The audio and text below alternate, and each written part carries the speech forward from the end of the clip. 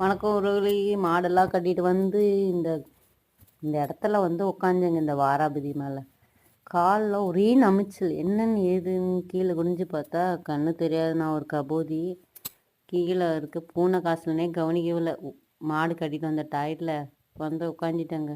பார்த்தா காலெல்லாம் ஒரே நமைச்சல், அரிப்பு தாங்கவே முடியல.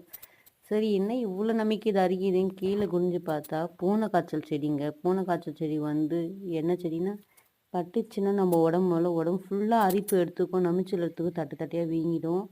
ரொம்ப கஷ்டமாயிடும். பாருங்கள் எப்படி வீங்கிடுச்சின்னு. வேறு வழி இல்லை.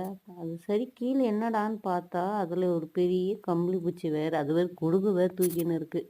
அதுவும் சேர்த்து வேறு கடிச்சு வச்சிச்சு. பூனை காய்ச்சலும் வேறு தேய்ச்சிக்கினேன், கம்பளி பூச்சும் கடிச்சிச்சு.